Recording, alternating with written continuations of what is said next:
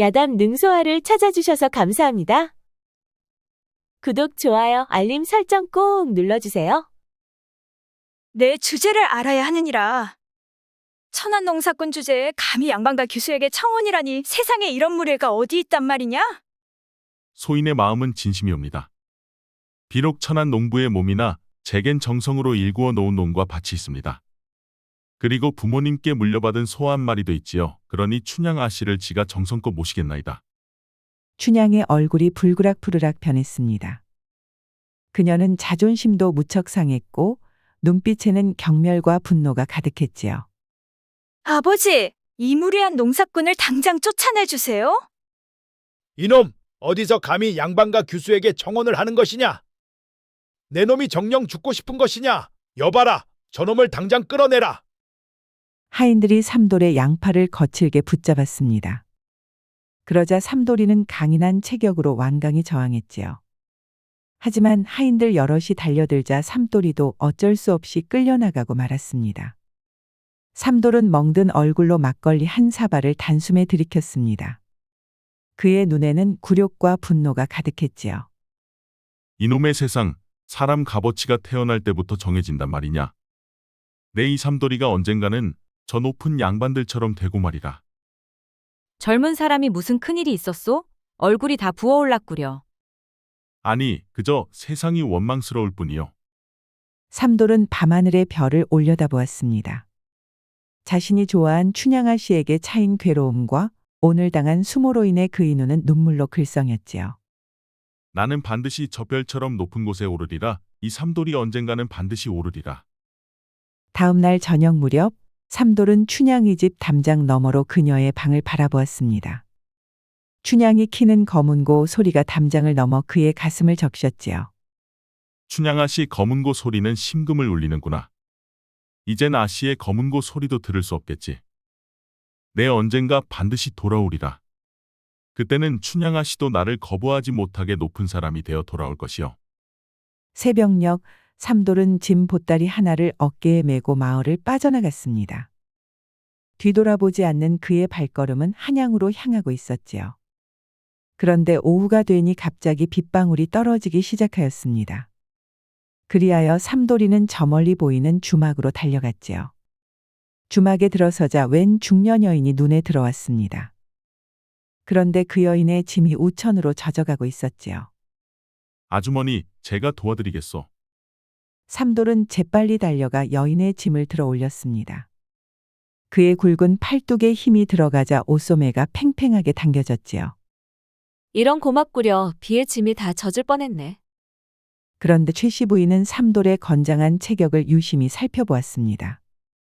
그의 넓은 어깨와 굵은 팔뚝 그리고 햇볕에 그을린 건강한 피부가 여인의 시선을 붙잡았지요. 자네 어디서 왔는가? 그 체격을 보니 농사꾼 같은데. 네, 저는 경기도 남쪽 마을에서 왔습니다. 한양의 일자리를 찾으러 가는 길이지요. 그렇다면 나와 방향이 같구려. 나도 한양으로 돌아가는 길일세. 내 짐도 날라주었으니 혹시 저녁을 함께할 생각 있나? 촛불이 흔들리는 방 안에서 두 사람은 술잔을 기울였습니다. 한 잔 술이 들어간 최씨 부인의 눈빛은 점점 더 깊어지고 있었지요. 자네같이 건장한 사내는 한양에서 쓸모가 많을 게야. 특히 여자들이 좋아할 만한 일들 말이야. 삼돌은 술에 약간 취해 얼굴이 붉어졌습니다. 그런데 최씨 부인의 시선은 그의 단단한 허벅지를 향하고 있었지요. 아주머니, 그것이 무슨 말씀이신지요? 내 이름은 최씨라 하네. 과부 신세라 외로운데. 오늘 밤 내 방에서 이야기나 더 나누지 않겠나? 뭐 특별히 따로 할 일도 없으니 그리하시죠. 그리하여 삼돌이는 최씨 부인의 방으로 따라 들어갔습니다. 그리고 얼마나 시간이 흘렀을까? 최씨 부인이 서서히 본색을 드러내기 시작하였지요. 촛불 하나만이 어둑한 방을 비추는 가운데 최씨 부인은 삼돌의 옷고름을 풀고 있었습니다. 그리고 그녀의 손길이 삼돌의 단단한 가슴을 더듬었지요. 이런 농사꾼의 몸이 이리도 단단할 줄이야. 아주머니, 아니 누님, 이래도 되는 것인지 모르겠습니다. 걱정 말게. 오늘 밤은 그저 서로가 외로움을 달래는 것뿐이야. 그녀의 손길이 점점 삼돌이의 허리춤으로 내려갔습니다. 그리고 그녀의 동공이 갑자기 커졌지요. 오, 이것은 하늘이 내린 물건이로구나. 이런 보물을 농촌에 묻어두었다니 너무 아깝지 않은가 호호. 창문으로는 새벽의 달빛이 스며들고 있었습니다. 최 씨 부인은 땀에 젖은 채 만족스런 표정을 하고 있었지요. 이런 남자는 처음이야. 자네의 그 힘과 열정이면 한양에서 크게 될 수 있을 게다. 정말 내가 그리 될 수 있을까요? 내 집에서 일해보지 않겠나? 특별한 일을 맡기고 싶은데. 어떤 일인데요? 최 씨 부인은 삼돌의 귓가에 속삭였습니다. 그러자 그의 눈이 점점 커졌지요. 외로운 양반집 부인들은 내 그 놀라운 솜씨면 환영할 것이야. 어때 할 수 있겠나? 삼돌은 잠시 망설였습니다. 그러나 높이 올라설 수 있는 기회를 놓칠 수는 없었지요. 해보겠습니다, 누님. 현명한 선택이야. 그럼 내일 나와 함께 한양으로 가자꾸나. 한양에 번화가는 삼돌의 눈을 휘둥그레 만들었습니다. 비단을 두른 양반들과 화려한 가마, 북적이는 시장의 모습은 시골 마을과는 완전히 달랐지요. 최 씨 부인은 그런 삼돌의 모습을 흐뭇하게 바라보았습니다. 처음 보는 광경이지? 이곳이 바로 내가 꿈꾸던 세상이란다. 누님, 저 비단 옷을 입은 이들은 모두 양반들인가요? 그렇지. 하지만 그들 중 상당수는 돈으로 양반 행세를 하는 자들이야. 자네도 언젠가는 저렇게 될 수 있을 게야. 최 씨 부인의 집은 삼돌의 상상을 뛰어넘었습니다. 방 여러 개와 넓은 마당, 하인들까지 있는 모습에 그는 입을 다물지 못했지요. 누님은 어떻게 이런 큰 집을 가지게 되었소? 그건 바로 내가 내게 제안한 그 일 덕분이지. 외로운 양반집 부인들은 경제적으로 아주 풍족하지. 최 씨 부인은 삼돌이에게 가까이 다가와 그의 단단한 팔뚝을 쓰다듬었습니다. 하지만 내 경우는 더 특별해질 거야. 내 그 놀라운 재능은 정말 하늘이 내린 선물이니까. 그런데 정말 그리해도 괜찮은 것인지요? 세상은 내가 생각하는 것보다 복잡하단다. 양반들도 겉과 속이 다르지. 그들의 부인들은 외로움에 지쳐 있어. 우리는 그저 그 외로움을 달래주는 것뿐이야. 삼돌은 잠시 고민했습니다. 그의 머릿속에는 사랑하는 춘향의 모습과 자신을 무시했던 양반들의 모습이 스쳐 지나갔지요. 알겠습니다. 누님이 가르쳐 주신 대로 하겠소. 현명한 결정이야. 내일부터 내가 일을 가르쳐 주마. 다음 날부터 삼돌이는 최 씨 부인에게 많은 것을 배우기 시작하였습니다. 걸음걸이부터 시작하여 말투 예절과 글 공부까지 양반들 눈높이에 맞는 교육을 받았지요. 처음에는 무척 낯설고 불편했지만 시간이 지나니 몸에 배인 듯이 자연스러워졌습니다. 그리고 그렇게 몇 달이 흐른 어느 날이었지요. 갑작스러운 발소리에 삼돌이는 뒤를 돌아보았습니다. 그러자 어둠 속에서 서너 명의 건장한 사내들이 나타났지요. 그들의 손에는 몽둥이가 들려 있었습니다. 이놈이 오늘 박판서 부인 댁에 다녀온 놈이로구나. 주머니 속에 돈과 폐물을 모두 내놓거라. 무슨 소리요? 나는 그저 지나가는 나그네일 뿐이요. 시골 촌놈이 말재가는 우리가 모를 줄 알았나? 이 거리에 개미 새끼 한 마리 움직임도 우리 눈에서는 벗어나지 못한다. 왈패들 말에 삼돌이는 본능적으로 주먹을 움켜쥐었습니다. 농사일로 단련된 그의 체격은 결코 만만한 상대가 아니었지요. 삼돌이가 호락호락하지 않자 왈패들의 표정은 점점 굳어져 가고 있었습니다. 그리고 첫 번째 왈패가 몽둥이를 들고 달려들었지요. 삼돌이는 그의 몽둥이를 잡아채 한 방에 쓰러뜨렸습니다. 그러자 나머지 셋이 동시에 달려들었지요. 으악! 몽둥이가 삼돌의 등을 강타했습니다. 이어 머리와 다리까지 맞은 그는 결국 쓰러지고 말았지요. 왈패들은 그의 주머니에서 돈주머니와 비단 손수건을 빼앗았습니다. 다음부터 이 거리에서 장사를 하려면 우리에게 먼저 인사를 해야 한다는 걸 꼭 기억해라, 촌놈. 왈패들에게 주머니 돈을 모두 빼앗긴 삼돌이는 크게 낙심하여 비틀비틀 집으로 돌아왔습니다. 그러자 최 씨 부인이 깜짝 놀라 상처투성이인 삼돌이의 등에 약을 발라주었지요. 삼돌이는 좌절과 분노로 일그러져 있었는데 왈패들 때문에 희망도 함께 사라져버렸습니다. 누님, 이게 어떻게 된 일입니까? 어떻게 그자들이 제가 어디 갔었는지 알고 있었던 겁니까? 한양은 내가 생각하는 것보다 훨씬 더 복잡한 곳이란다. 거리마다 세력이 있고 그들의 눈과 귀가 닿지 않는 곳이 없지. 그럼 이 일은 계속할 수 없는 건가요? 최씨 부인은 삼돌의 상처를 매만지며 잠시 생각에 잠겼습니다. 그녀의 손길이 그의 단단한 근육 위를 지나가고 있었지요. 방법이 있을 게다. 내가 양반가의 하인으로 들어가는 거야. 그러면 양반가의 보호 아래 있게 되니 왈패들도 함부로 건들지 못할 게야. 최씨 부인의 말에 삼돌이의 눈이 반짝거렸습니다. 왈패들 때문에 이제 끝이라 생각했었는데 한 줄기 빛이 보였기 때문이었지요. 그거 좋은 생각이요. 하인으로 들어가면 양반가 안에서 지낼 수 있으니 밤길을 다닐 필요도 없지 않겠소. 그렇다면 내가 아는 이 씨 가문에 널 소개해주마. 그곳에 안주인 남편이 지금은 지방에 부임해 있단다. 고맙소 누님. 이번 일로 한양의 삶이 얼마나 험난한지 알게 되었소. 그래, 이것도 다 경험이야. 앞으로는 너도 더 강해질 테니 걱정 말거라.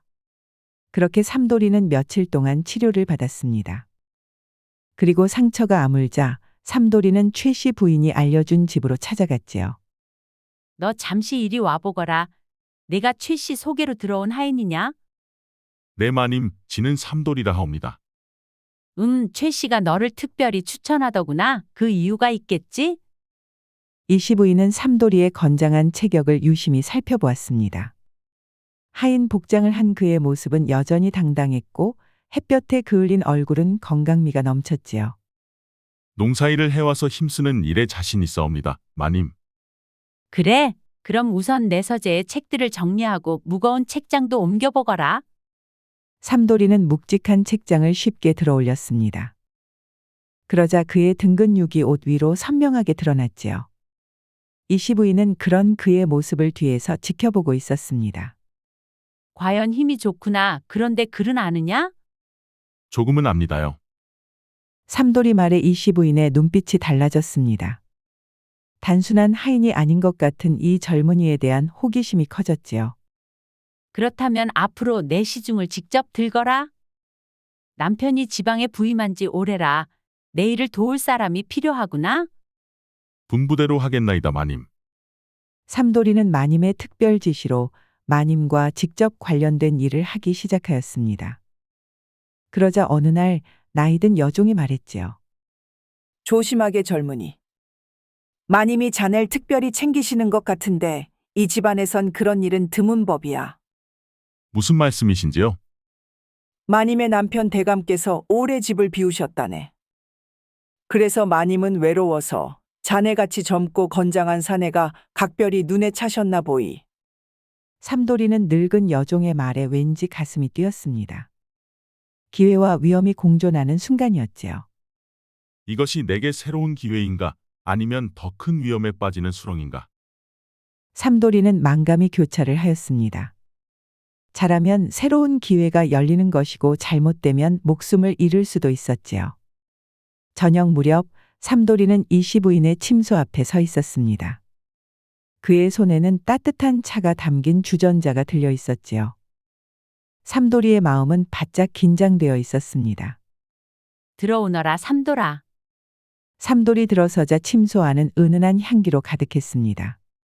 이씨 부인은 반쯤 풀어헤친 속옷 차림으로 앉아 있었지요. 그녀의 하얀 목선이 촛불에 비쳐 더욱 고왔습니다. 차를 저기 놓고 내 등을 좀 주물러다오. 요즘 어깨가 무척 뻐근하구나. 마님 그것은 다른 여종이 해드리는 것이 좋을 듯하옵니다. 내가 하라 하였다. 내 명을 거역하겠느냐? 삼돌은 조심스럽게 다가가 이씨 부인의 등 뒤에 무릎을 꿇었습니다. 그의 거친 농부의 손이 그녀의 부드러운 살결에 닿자 이씨 부인은 작고 긴 한숨을 내쉬었지요. 그래 그렇게 조금 더 세게. 삼돌이의 손길이 이씨 부인의 어깨에서 점점 아래로 내려갔습니다. 그러자 그녀의 숨소리가 점점 거칠어져 갔지요. 삼돌아, 내가 보통 하인이 아니란 걸 내 첫눈에 알아봤다. 너의 그 건장한 체격과 맑은 눈빛이 내 마음에 쏙 들었구나. 마님, 전 그저 천한 하인일 뿐입니다요. 하지만 마님은 지체 높은. 그런데 그 순간 이씨 부인은 갑자기 몸을 돌려 삼돌이의 손을 잡았습니다. 그녀의 눈빛에는 오랜 외로움과 욕망이 가득 담겨 있었지요. 이 방 안에서는 신분 따윈 없다. 오직 너와 나만 있을 뿐. 그러니 그딴 생각은 버리고 내게만 집중하거라. 창문으로는 새벽빛이 스며들고 있었습니다. 이씨 부인은 삼돌의 가슴에 머리를 기대고 누워 있었지요. 내가 천한 하인의 몸이라 하지만 그 솜씨는 하늘이 내린 특별한 재능이로구나. 이런 기쁨을 준 내게 상을 내리고 싶다. 그리고 내 친구들 중에도 널 소개해주고 싶은 이들이 있단다. 물론 비밀은 철저히 지켜져야 하겠지. 아니 그런데 이건 또 무슨 일이랍니까? 갑작스러운 말발굽 소리와 외침이 고요한 밤을 깨뜨렸지요. 이씨 부인과 삼돌이는 깜짝 놀라 벌떡 일어났습니다. 이런 남편이 돌아온 것이다. 어서 옷을 입어라. 이제 어찌합니까 마님. 하인들이 분주히 움직이며 대감의 귀가를 맞이했습니다. 이씨 부인은 급히 단장을 마치고 마당으로 나갔지요. 부인, 갑작스레 돌아와 놀라셨소? 일이 예상보다 일찍 마무리되어 서둘러 돌아왔소이다. 아니옵니다, 대감. 언제나 기다리고 있어 싸웁니다. 이대감의 날카로운 눈빛이 주변을 살폈습니다. 그때 삼돌이가 하인 복장을 갖춰 입고 마당 한쪽에 서 있었지요. 저기 서 있는 낯선 하인은 누구요? 대감께서 안 계신 동안 새로 들인 하인이옵니다. 힘이 세고 부지런하여 일도 잘하지요. 그래? 이리 와보거라. 삼돌은 떨리는 다리로 이대감 앞에 나아갔습니다. 그의 이마에는 식은땀이 맺혔지요. 소인 삼돌이라 하옵니다. 대감마님. 건장하구나. 어디 열심히 한번 해보거라. 네 알겠습니다. 대감마님. 이대감은 안방으로 들어가고 삼돌이는 깊은 한숨을 내쉬며 자신의 방으로 돌아왔습니다. 하마터면 목이 달아날 수도 있었던 순간이었지요. 그렇게 삼돌이는 잔뜩 겁을 먹고 사시나무 떨듯이 떨다가 잠이 들었습니다. 그리고 밤이 깊어 모두가 잠든 시간 삼돌이는 식은땀을 흘리며 악몽에서 깨어났지요. 꿈에서 이대감이 자신의 정체를 알아채고 목을 베는 장면을 보았습니다. 이곳은 너무 위험하다. 언제 들킬지 모르는 이런 생활을 계속해야 하는 것인가. 며칠 후 삼돌이는 최씨 부인을 찾아가 자신의 두려움을 털어놓았습니다. 누님, 이씨 가문에 계속 있다가는 언젠가 제 목이 달아날 것 같습니다. 그래, 내 말이 맞다. 이제 다른 곳으로 옮겨야 할 때가 되었구나. 최씨 부인은 삼돌의 손을 따뜻하게 잡았습니다. 그런 그녀의 눈빛에는 애정어린 진심이 담겨 있었지요. 내가 아는 사또 집에 너를 소개해주마. 그곳은 더 안전할 게다. 사또는 늘 바빠서 집에 잘 들르지 않거든. 고맙소 누님. 정말 누님이 아니었다면 이 안양에서 살아남지 못했을 것이요. 그래, 이제 넌 더 이상 시골 농부가 아니야. 한양의 삶에 점점 익숙해지고 있는 것 같다. 그리하여 삼돌이는 며칠 후 사또집으로 자리를 옮겼습니다. 사또집의 문간방은 이씨 가문의 하인방보다 넓었습니다. 삼돌은 새로운 환경에 적응하며 자신의 짐을 정리했지요. 창문 너머로는 관아의 모습이 보였습니다. 내가 최씨 소개로 온 삼돌이냐? 들어보니 힘이 세고 일도 잘한다던데. 네 마님지가 삼돌이가 맞습니다요. 무슨 일이든 시켜만 주시면 성심껏 일하겠습니다요 마님. 사또 부인은 삼돌을 유심히 살폈습니다. 그녀의 눈빛은 이씨 부인보다 더 대담하고 강렬했지요. 우리 사또는 늘 관아 일로 바쁘시니 집안일은 내가 관리한다. 그러니 너는 나의 시중만 잘 들면 되느니라. 분부대로 하겠나이다 마님. 며칠이 지나 삼돌은 사또의 서재를 청소하고 있었습니다. 그곳에는 많은 문서들이 있었고 그중 일부는 관아의 중요한 정보를 담고 있었지요. 삼돌아, 무얼 보고 있느냐? 아닙니다 마님. 그저 청소를 하고 있었을 뿐입니다. 글을 읽을 줄 아느냐? 조금은 압니다 마님. 사또 부인의 입가에 미소가 번졌습니다. 그녀는 문을 닫고 삼돌이에게 가까이 다가왔지요. 그렇다면 더욱 유용하겠구나. 내게는 믿을 수 있는 눈과 귀가 필요하다. 무슨 말씀이신지요 마님. 내 남편은 큰 뜻을 품고 있다. 하지만 그 과정에서 많은 위험이 따르지. 내가 그의 서재에서 보고 들은 것들을 나에게 전해준다면 그에 맞는 보상을 충분히 해주마. 삼돌이는 잠시 망설였습니다. 이것은 단순한 육체적 관계를 넘어선 위험한 제안이었지요. 마님 그것은 위험한 일이 아닙니까요? 세상에 위험 없는 성공이란 없다 삼돌아. 내가 천한 신분에서 벗어나 성공하고 싶다면 때로는 위험을 감수해야 하느니라. 알겠습니다요, 마님. 소인은 그저 마님이 시키는 대로 하겠습니다요, 마님. 그 일이 있고 며칠이 지난 어느 날이었습니다. 마님, 제가 서재에서 이상한 문서를 발견했습니다. 금광에 관한 것 같은 뎁쇼, 마님. 그러느냐? 어서 말해보거라. 어떤 내용이었느냐? 촛불이 흔들리는 방 안에서 삼돌이는 목소리를 낮추었습니다. 그의 눈빛은 무척 상기되어 있었지요. 경기도 북쪽에 새 금광을 개발한다는 계획서였습니다. 사또께서 그 일을 주관하시는 듯했고 이미 많은 뇌물이 오갔다는 기록도 있었습니다. 삼돌이 말에 사또 부인의 눈이 반짝였습니다. 그리고 그녀는 삼돌의 손을 꽉 쥐었지요. 정확한 위치를 기억하느냐? 네, 문서에 상세히 적혀 있었습니다. 하지만 그걸 보던 중 다른 하인이 들어와 얼른 덮었습니다요. 잘했다, 삼돌아. 이 정보는 매우 값진 정보로구나. 다음 날 밤 삼돌이는 최씨 부인을 찾아갔습니다. 사또 부인 모르게 그녀에게도 금광 정보를 전해주었지요. 그리고 두 사람은 깊은 밤까지 계획을 의논하였습니다. 이 정보라면 우리도 그 근처 토지를 미리 사들일 수 있겠구나. 금광이 개발되면 그 가치가 10배, 20배로 뛸 것이다. 하지만 누님, 이런 일이 들통나면 저는 목숨을 잃을 수도 있습니다. 최씨 부인은 삼돌의 뺨을 부드럽게 쓰다듬었습니다. 그녀의 눈에는 진심 어린 걱정과 동시에 야망이 깃들어 있었지요. 위험은 감수할 만한 가치가 있다. 이것이야말로 내가 신분을 바꿀 수 있는 절호의 기회란다. 그리하여 삼돌이는 사또집에서 얻은 정보로 최씨 부인과 함께 금광 주변 땅을 사들이기로 하였습니다. 그리고 조용히 물밑에서 땅을 사들이기 시작하였지요. 며칠 후 삼돌이는 토지 문서를 품에 안고 어두운 밤길을 걸어오고 있었습니다. 최씨 부인의 자금으로 금광 근처 토지를 몇 필지 매입한 직후였지요. 아니 그런데 이건 또 무슨 난리랍니까? 갑자기 어둠 속에서 검은 복장의 사람들 여럿이 나타나는 게 아니겠습니까? 그런데 그들의 손에는 날카로운 칼이 들려 있었지요. 내 놈이 최근 북쪽 토지를 사들이는 자로구나. 그 문서를 어서 내놓거라. 순간 삼돌은 본능적으로 몸을 날려 첫 번째 괴한을 쓰러뜨렸습니다. 그러나 나머지 셋이 동시에 달려들었지요. 으악! 칼날이 그의 팔을 스쳐갔습니다. 다행히 깊은 상처는 아니었지만 삼돌은 문서를 품에 꼭 안은 채 필사적으로 도망치기 시작하였지요. 농사일로 단련된 삼돌이의 발걸음은 지칠 줄을 몰랐습니다. 그러다 보니 괴한들이 따라오다 말고 지쳐서 따라오질 못하였지요. 그렇게 한참을 달려 그는 조용히 사또집 담장을 넘어 안으로 들어갔습니다. 그리고 자신의 거처로 들어가려 하였지요. 아니, 이 밤중에 어딜 다녀오는 것이냐? 삼돌이는 갑작스런 사또 부인의 말에 깜짝 놀라고 말았습니다.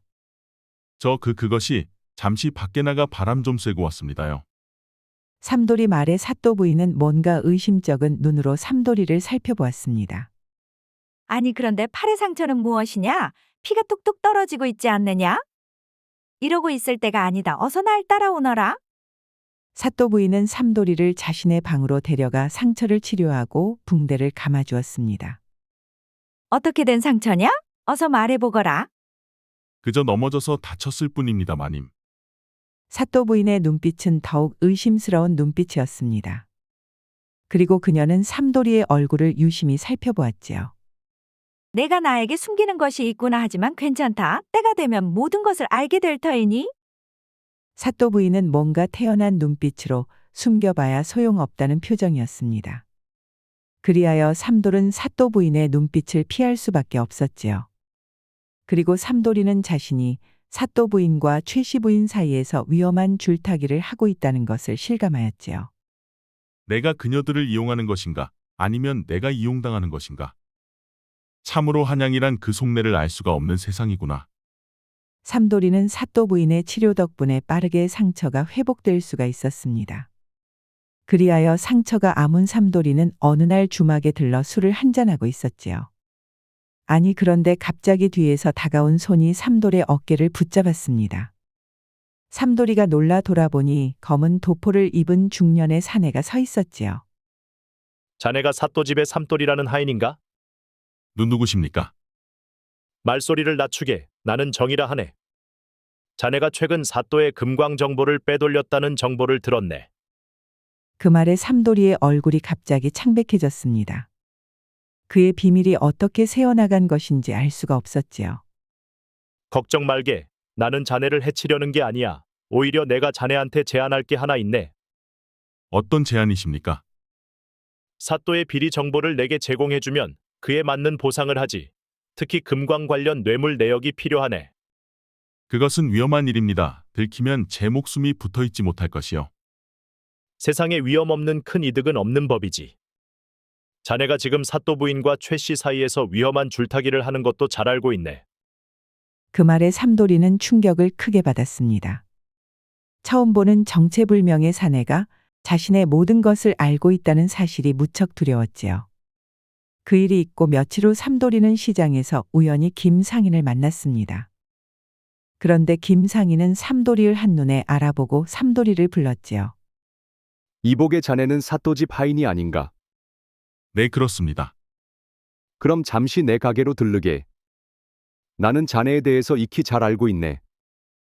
천안 출신이지만 머리가 비상하고 정보력이 뛰어나다고. 그저 소인은 하인일 뿐입니다. 겸손할 필요 없네. 나는 자네 같은 인재가 필요하다네. 그러니 자네는 내가 관장하는 상인 조합에 들어올 생각 없나? 상인 조합이라니요? 상인 조합이면 제게 점포가 있어야 하지 않습니까요? 그것은 이미 모두 해결되었네. 하지만 지금은 자네에게 말해줄 수 없다네. 그리고 돈이면 안 되는 일이 없지. 자네의 신분은 상인으로 고쳐질 수 있다네.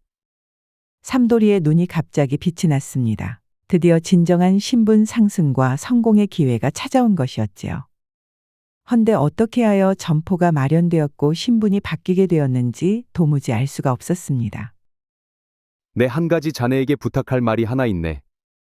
이제는 고관대작들의 부인들을 이용하는 방식에서 벗어나야 할 것이야.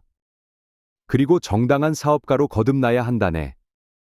삼돌이는 김상인을 만나고 나오면서 무척 알쏭달쏭하였습니다. 도대체 누가 점포를 마련해놨고 신분까지 바꾸고 있는지 도무지 알 수가 없었지요. 다시 사또집으로 돌아온 삼돌이는 오늘 밤도 부인의 방으로 찾아갔습니다. 그런데 뭔가 들뜬 마음이 진정되질 않았지요. 어스름한 촛불 아래 사또 부인은 비단 이불 위에 반쯤 누워 있었습니다. 그녀의 눈빛은 그 어느 때보다 깊고 위험해 보였지요. 삼돌아, 요즘 내 마음이 딴 곳에 가 있는 것 같구나. 무슨 일이 있었느냐? 아닙니다, 마님. 그저 피곤할 뿐입니다. 사또 부인은 천천히 일어나 삼돌이에게 다가갔습니다. 그리고 그녀의 손이 그의 얼굴을 쓰다듬었지요. 삼돌아, 사또가 위험하다. 암행어사가 그의 비리를 조사하고 있다는 정보야? 그것이 사실입니까? 그래, 그렇단다. 갑자기 사또 부인은 벽장 뒤에 숨겨진 작은 공간을 열었습니다. 그러자 그곳에는 금은 보화와 문서들이 가득했지요. 보아라, 이것이 내가 몰래 준비해 온 것들이다. 사또가 몰락하면 나도 함께 무너질 수 있기에 내가 미리 대비한 것들이지. 마님, 삼돌아, 나와 함께 멀리 떠나지 않겠느냐? 사또의 비리 증거를 암행어사에게 넘기면 보상도 크게 해준다고 하더구나. 갑자기 삼돌이의 두 눈이 커졌습니다. 이것은 단순한 유혹이 아닌 정말 위험한 일이었지요. 하지만 마님, 그것은 배신이 아닙니까? 세상에 영원한 충성이란 없다. 오직 자신의 이익을 위해 움직이는 것뿐. 내 남편 사또도 그렇게 살아왔어? 나는 그런 사또에게 그림자 인형에 불과했지? 삼돌이는 사또 부인의 제안을 받고 밤새도록 잠을 이룰 수가 없었습니다. 엄청난 금은 보화를 가진 사또 부인의 유혹을 쉽게 뿌리칠 수도 없었지요. 그런데 김상인의 말도 생각이 났습니다. 그렇게 삼돌이는 이런저런 생각 때문에 뜬 눈으로 날을 새고 말았지요. 그리고 다음날 삼돌이는 생각 끝에 김상인을 찾아갔습니다. 그의 마음은 무척 혼란스러워져 있었지요. 상인 어른, 제게 조언을 좀 해주십시오. 사또 부인이 남편을 배신하고 저와 함께 도망치자고 합니다. 어리석은 생각이군. 그런 여자를 믿으면 안 돼. 그녀가 남편을 배신하듯 언젠가 너도 쉽게 배신할 게야. 하지만 그녀는 엄청난 부를 축적해 있습니다. 잠깐, 그런데 네가 정말 원하는 것이 뭐지? 잠시의 부와 쾌락인가 아니면 진정한 신분 상승과 성공하여 존경받는 삶인가? 김상인의 조언을 받은 삼돌이는 김상인의 말을 곱씹으며 다시 사또집으로 향하고 있었습니다. 그리고 김상인의 말대로 정상적인 사업가가 되고도 싶었지요. 하지만 삼돌이는 사또 부인의 유혹도 무시할 수는 없었습니다.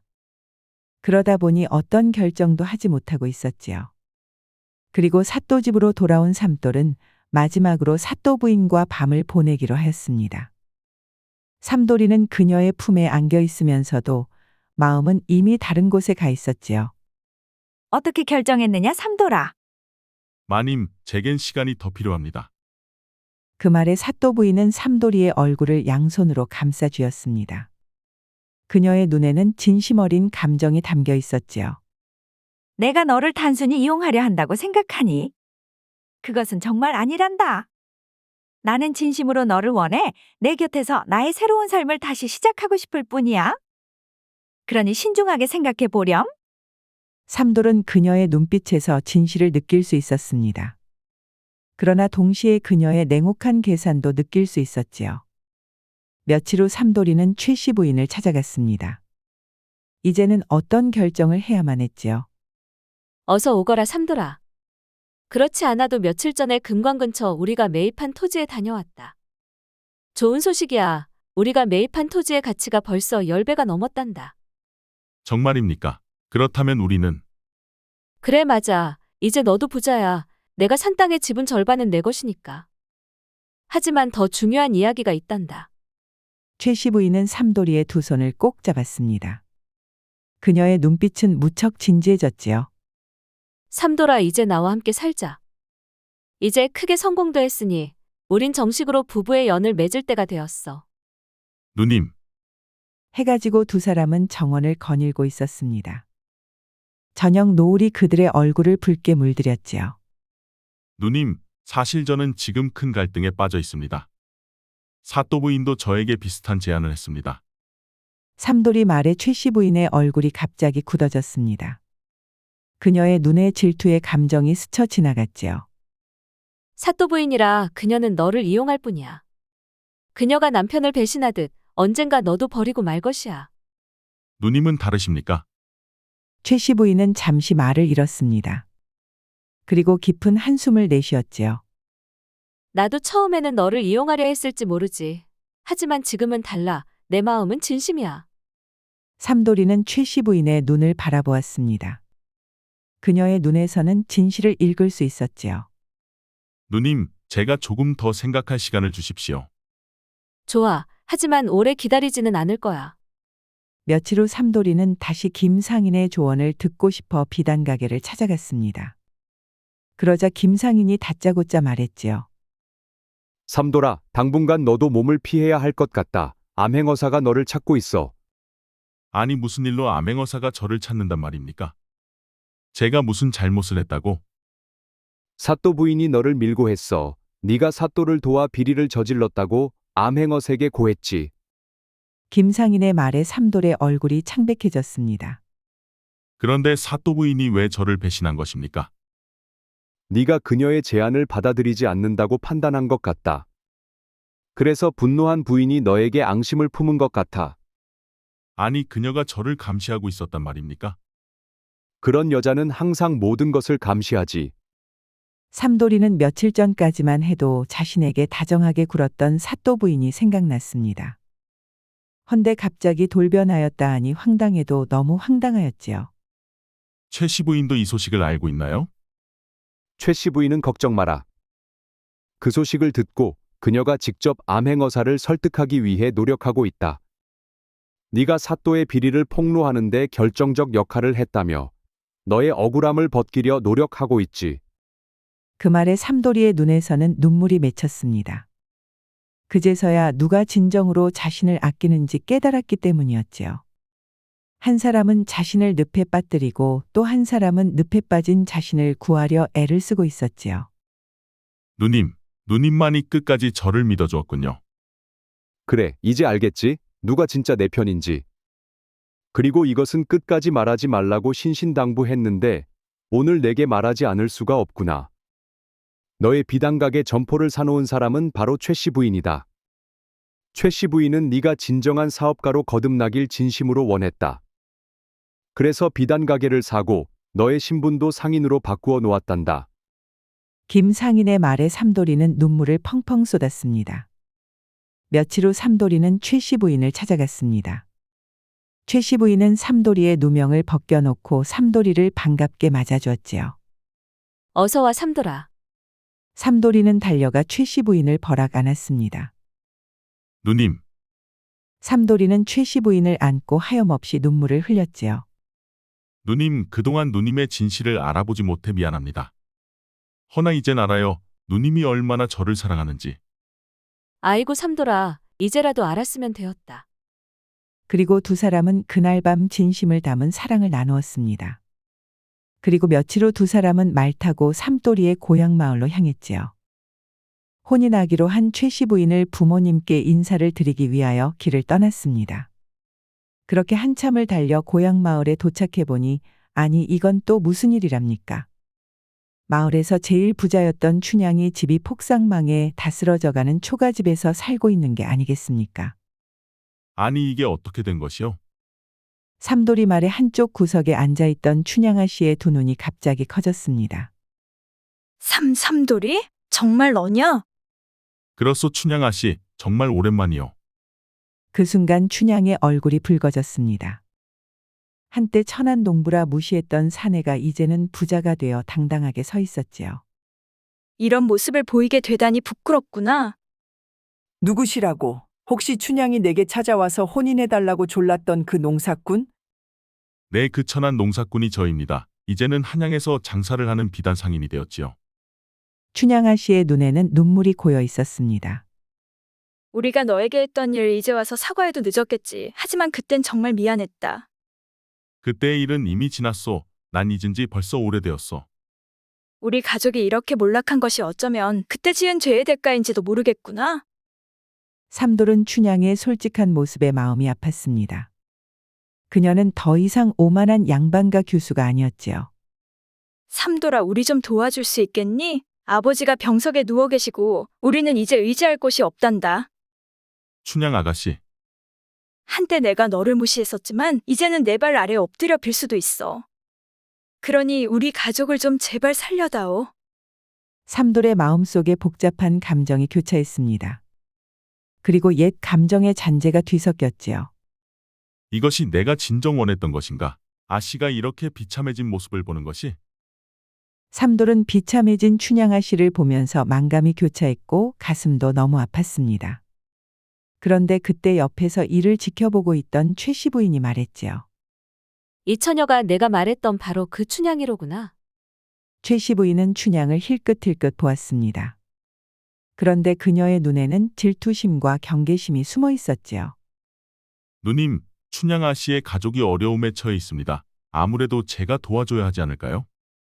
그 말에 최 씨 부인의 얼굴이 굳어졌습니다. 그러나 이내 곧 깊은 한숨을 내쉬었지요. 그래, 내 마음은 항상 따뜻했지. 그것이 내가 너를 좋아하는 이유이기도 하고. 춘향은 고개를 숙였습니다. 그리고 그녀의 눈에 눈물이 맺혔지요. 최 부인, 제가 한때는 삼돌이를 무시했었습니다. 그런 제가 이제 와서 도움을 청하는 것이 부끄럽습니다. 최 씨 부인은 잠시 춘향을 바라보았습니다. 그리고 조심스럽게 입을 열었지요. 한때는 삼돌이가 좋아했었다 하니 내가 내 아비의 병을 치료해주겠다. 그리고 너와 내 부모가 굶지 않도록 내가 도와주마. 최 씨 부인은 춘향아 씨의 가족이 굶지 않도록 매년 곡식과 생필품을 보내주었습니다. 춘향은 그럴 때마다 삼돌이 생각이 간절했지요. 그리고 달라진 삼돌이에 대한 그리움도 생겼습니다. 그리고 추운 겨울이 지나고 새봄이 오는 어느 날이었습니다. 봄바람이 불어오는 날 부자 삼돌의 새 저택은 화려함의 극치를 이루었지요. 남산기슭에 자리한 아름다운 저택에서는 많은 사람들이 참석한 가운데 화려한 혼례식이 열렸습니다. 바로 부자 삼돌이와 최 씨 부인의 혼례식이었지요. 그리고 유기전의 중요 구성원이 된 삼돌이는 이제 왕실의 비단과 약재를 공급하는 특권까지 얻게 되었습니다. 이 모든 것이 뒤에서 내조하는 최씨 부인의 덕이었지요. 어느 날 부자 삼돌은 김상인과 함께 차를 마시며 사업 이야기를 나누고 있었습니다. 그의 모습은 이제 완전히 세련된 상인의 풍모를 갖추었지요. 자네가 이렇게 성공할 줄 알았네. 이제 유기전에서도 자네의 목소리가 커졌으니 앞으로가 더 기대되는군. 모두 어른의 도움 덕분입니다. 그리고 누님의 지혜가 없었다면 불가능했지요. 부자가 된 삼돌이는 어느새 사업가의 면모를 갖추고 있었습니다. 그리고 자신을 그토록 사랑하는 최신우님과 함께 평생을 행복하게 살아갔지요. 옛말에 어변성룡이라는 말이 있습니다. 물고기가 변하여 용이 된다는 뜻으로 아주 공공하던 사람이 부귀를 누리게 되거나 보잘것없던 사람이 큰 인물이 되었을 때 이르는 말이지요. 가난했던 삼돌이가 한양에서 큰 부자가 되었듯이 말입니다. 물론 방법이 옳았다고 볼 수는 없지만 뜻이 있는 곳에 길이 있다는 옛말이 틀린 것은 아닌 것 같습니다. 그러니 얻고 싶은 것이 있다면 먼저 뜻을 세워보는 것은 어떨까요? 구독과 좋아요, 알림 설정 꼭 부탁드립니다. 다음 이야기도 재미있는 이야기가 많으니 다른 영상도 재미있게 봐주세요. 그럼 여러분 모두 오늘도 행복하고 즐거운 시간 되세요.